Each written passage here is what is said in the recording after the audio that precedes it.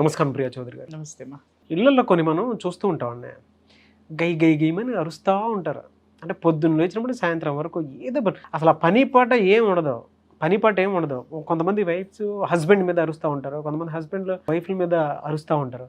ఆ నెగిటివ్ ఎంత దారుణంగా ఉంటుందంటే, ఒక మాట అంటే పడతాం, 2 మాటలు అంటే భరిస్తాం, 3 మాటలు అంటే భరిస్తాం. పొద్దున్న నుంచి సాయంత్రం వరకు మానసికంగా అసలు మనకు ఉండేటువంటి ఎనర్జీ ఎంత పీల్చుకు తినేస్తారు.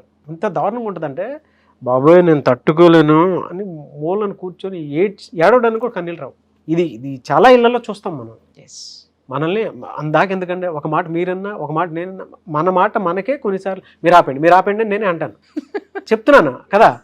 అలాంటిది వెళ్ళి కాళ్ళు పట్టుకున్నా కొంతమంది వినరన్నే, ఒక్కటే అరుపులు. ఏదో అమ్మ సైడ్ బాగాలేదనో, నాన్న సైడ్ బాగాలేదో, నీ సైడ్ బాగాలేదు, నీ సంపాదన బాగాలేదో, నీ కుడి బాగాలేదో, నువ్వు బాగాలేదనో, వాడి పోలికలు నీకు వచ్చినదను, ఏదో బయట పదిమంతా కంపేర్ చేసినా సరే తిడుతూ ఉంటారు. ఎనర్జీ ఎంత ఉంటుంది. ఇది బేర్ చేసేటువంటి వాళ్ళు చాలామంది ఉన్నారు. కింద కామెంట్ బాక్స్లో క్వశ్చన్ స్టార్ట్ అవగానే పెట్టేటువంటి వాళ్ళు, నా ఇంట్లో నేను రోజు భరించేది ఇదే, దీని నుంచి ఎలా బయటపడాలని చెప్పేసి. ఎలా అండి దీని నుంచి బయటపడాలి అని అంటే? నాగరాజు, ఇక్కడ 2 విషయాలు. ఒకటి సైకలాజికల్ ప్రాబ్లమ్స్, సైకోసోమాటిక్ ప్రాబ్లమ్స్ ఉంటాయి.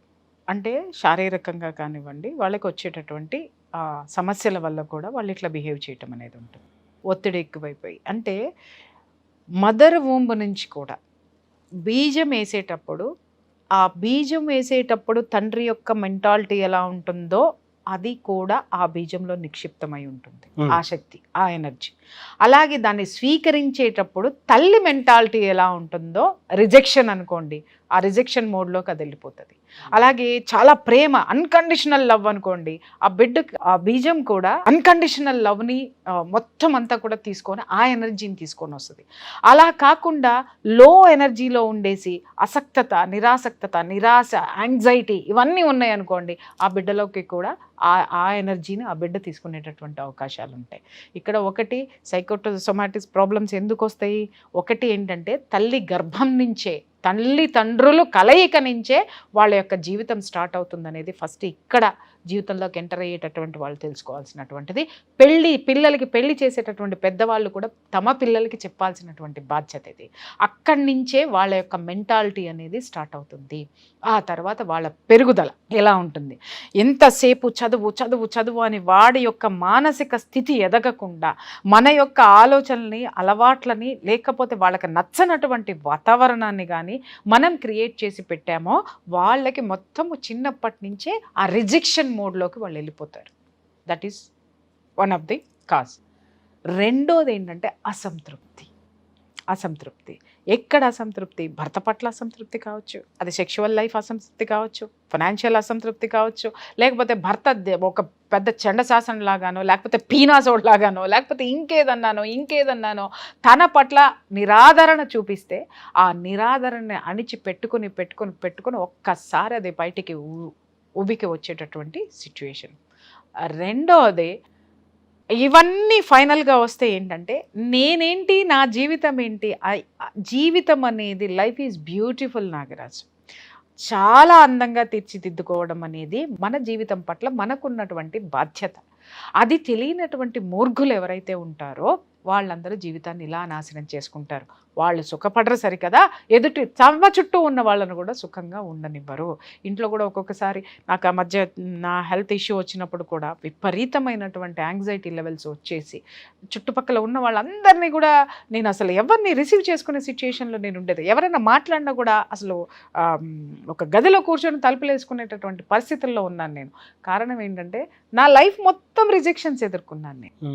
ఆ రిజెక్షన్స్ పెరిగి ఒక్కసారి విస్ఫోటనంలాగా బయటకు వచ్చేసి మనుషులంటే భయపడడము, పరిస్థితులంటే భయపడడము, లేకపోతే మనుషులు మాట్లాడుతుంటే విరక్తి కలగడము, ఎవరైనా గట్టిగా మాట్లాడితే ఒక పానిక్లోకి వెళ్ళిపోవడము, ఇలాంటివన్నీ ఎందుకు వచ్చినాయి అనంటే, నేను పుట్టినప్పటి నుంచి వాతావరణం నుంచి కూడా నేను జీవితంలో రిజెక్షన్స్ ఎదుర్కొంటూ రావడము, ఇది నా లైఫ్లో నేను 100% ప్రాక్టికల్గా చెప్పగలను నేను ఈ విషయాన్ని. ఆ తర్వాత మెడిటేషన్ అనేది ఒకటి ఉంది కాబట్టి నేను ఒక్క మెడిసిన్ కూడా వాడకుండా ఆ మెడిటేషన్ ద్వారానే, మెడికేషనే అది తీసుకొని అవసరమైంది ఏదైతే సప్లిమెంట్స్ ద్వారా నా బాడీలో ఏం తక్కువైనా దాని ఎనర్జీని పెంచుకోవడానికి నేనేం చేయాలి, ప్రకృతిలో ఉన్నానా, లేకపోతే నా బాడీకి కావాల్సినటువంటి సప్లిమెంట్స్ జోలికి వెళ్ళాను, కానీ మెడిసిన్ జోలికి మాత్రం వెళ్ళాలి, ఎమర్జెన్సీలో తప్ప. ఓకే.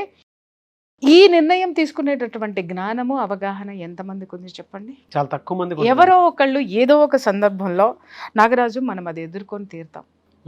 మన శరీరంలో వచ్చే మార్పులు మనము ఖచ్చితంగా గమనించి వాటిని ఎలా సరిదిద్దుకోవాలి, ఎలా ఓవర్కమ్ అవ్వాలి అనేటటువంటి స్థితికి రాకపోతే జీవితం బ్యూటిఫుల్ కాదు, వరెస్ట్ అవుతుంది. వాళ్ళు సుఖంగా ఉండలేరు. ఎదుటి వాళ్ళు ఏం చెప్తారు, దానికే అండి అరిచి అన్నీ సాధించుకుంటుందని. సాధించుకున్న వాళ్ళకు కూడా సుఖం ఉండదు నాగరాజు, ఇంకొకటి ఏదో ఉంటుంది. ఎందుకంటే అసలు అసంతృప్తి ఇక్కడుంది, వస్తువుల్లో లేదు. అది పెంచి పెంచి పెంచి పెంచి మీరు వాళ్ళకి ఏది చేసినా కూడా సంతృప్తికరంగా ఉండదు. ఫస్ట్ మీరు చేయాల్సింది ఏంటంటే ఆ మనిషి ఎక్కడి నుంచి అసంతృప్తిలోకి వెళ్ళింది అనేటటువంటి విషయాన్ని మీరు తెలుసుకోగలిగితే దాన్ని ఎవరూ ఓపెన్ చేయరు. ఎందుకంటే ఒకవేళ భర్త పట్ల అసంతృప్తి అమ్మాయికి ఉందనుకోండి, ఆ అమ్మాయి ప్రపంచానికి చెప్పలేకపోయింది అనుకోండి, అది అరుపుల ద్వారా, రిజెక్షన్ ద్వారా, కొట్లాట ద్వారా, ప్రతి విషయం ద్వారా అది వస్తుంది. నంబర్ 1. అది భర్తకు కూడా తెలుసు. తన ఆసక్తతను బయట పెట్టుకున్నాడంటే ప్రపంచంలో తనకేంటి? కాబట్టి అది అతను చెప్పడు. బయటికి ఏం చెప్తాడు? అరుస్తుంది, కేకలేస్తుంది, ఎందుకో మారట్లేదండి మారట్లేదండి మారట్లేదండి.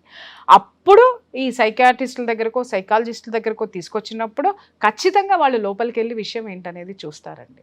చూసినప్పుడు ఇక్కడ కూడా ఒకటి ఏంటంటే, అక్కడ కూడా మీరు ఓపెన్ అయ్యి చెప్పలేకపోతే వాళ్ళు కూడా ఏం చేయలేరు, మేము కూడా ఏం చేయలేం. కాకపోతే ఏంటంటే నాలాంటి వాళ్ళకి ఏంటి అని అంటే, మాకు కొంత ఎక్స్పీరియన్స్ ఉన్న వాళ్ళకి ఏంటి అని అంటే, మేము కొంత ఆరాస్ చెక్ చేస్తాం.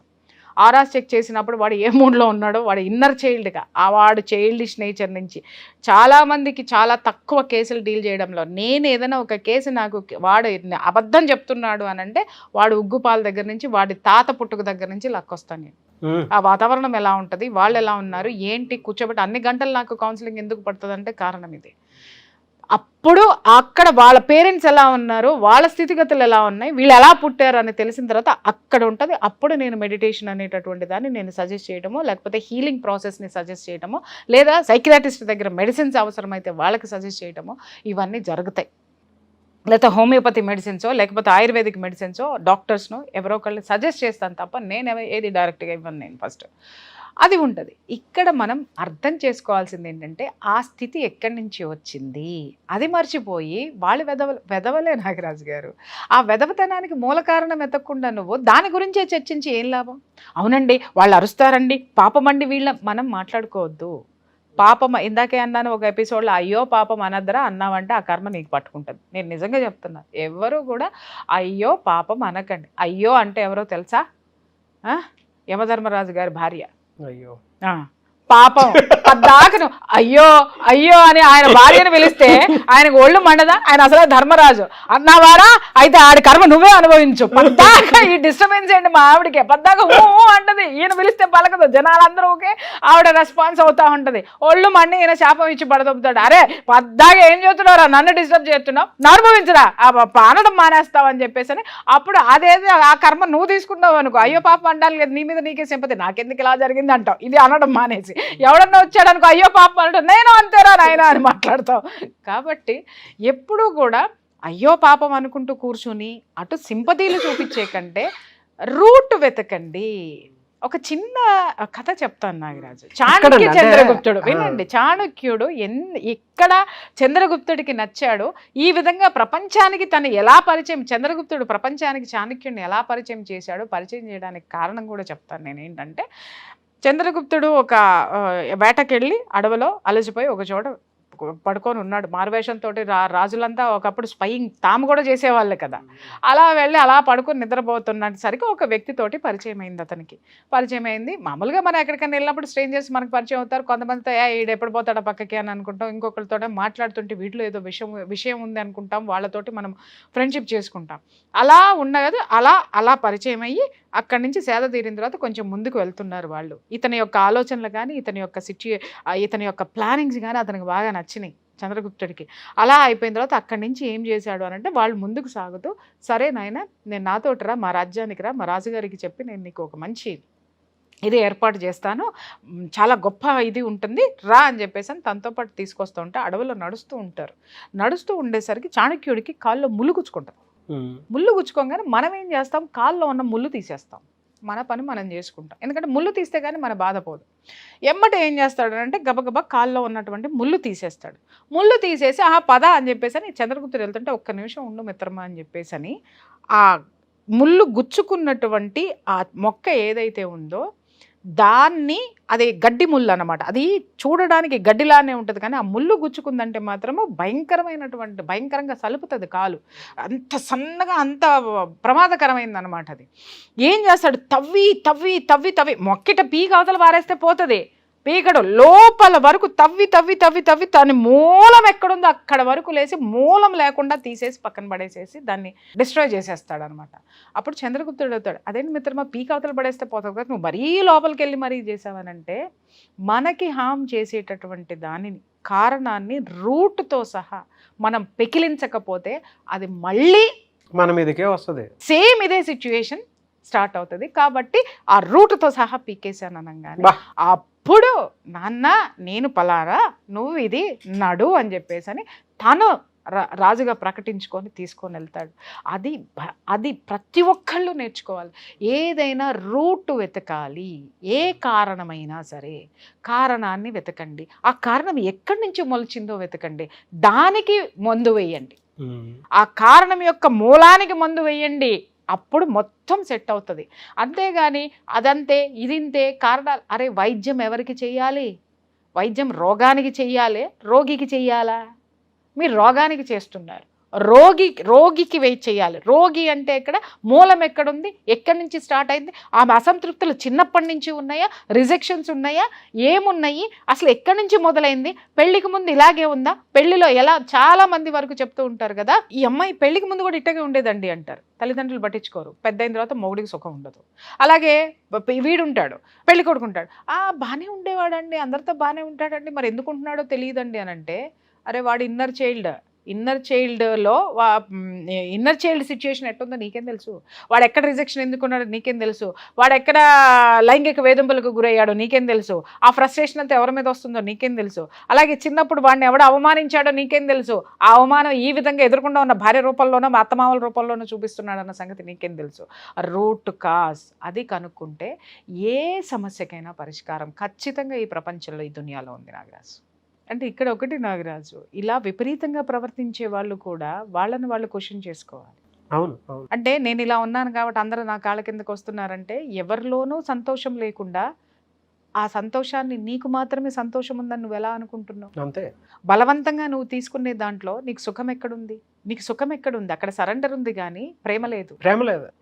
ఆ ప్రేమ లేని జీవితంలో ఈ యొక్క తత్వాన్ని నువ్వు ఉంచుకొని నీ యొక్క నెగిటివ్ ఎనర్జీని స్ప్రెడ్ చేస్తూ నువ్వు ఎక్కడికి వెళ్ళినా కూడా నిన్ను స్పెషల్గా చూస్తారు. ఎందుకు? భయంతో చూస్తారు. నిన్ను స్పెషల్గా చూస్తారు. ఎందుకు చూస్తారు? ద్వేషంతో చూస్తారు. నిన్ను స్పెషల్గా చూస్తారు. ఎందుకు చూస్తారు? దాంతో పెట్టుకుంటే ఎందుకు వచ్చిన కర్మలే అని చూస్తారు తప్ప అందరితో కలుపుకొని పోరు నిన్ను. కారణం ఇదే, అంతే, కారణం ఇదే. మనం ఏమనుకుంటామంటే అవన్నీ విఐపి ట్రీట్మెంట్లు అనుకుంటాం, కాదు, అవన్నీ రిజెక్షన్స్, వాళ్ళ నుంచి నీకు వచ్చేటటువంటి రిజెక్షన్స్. కాబట్టి ఇక్కడ ఎవరికి వాళ్ళు క్వశ్చన్ చేసుకోండి. మనకి సహజత్వానికి విరుద్ధంగా ఉన్నాము అంటే మనల్ని మనం క్వశ్చన్ చేసుకోవాల్సినటువంటి అవసరం ఉంది నాగరాజు. నాకంతే విపరీతంగా అరుస్తున్నాను అని అంటే నాకు ఇమ్మీడియట్గా అర్థమవుతాయి ఎందుకు నేను ఈ రోజు అరుస్తున్నాను, లేదా 2 రోజుల నుంచి నా ప్రవర్తన ఎందుకు ఇట్లా ఉంది, ఇమ్మీడియట్గా 3 రోజులు సెలవు తీసుకుంటా.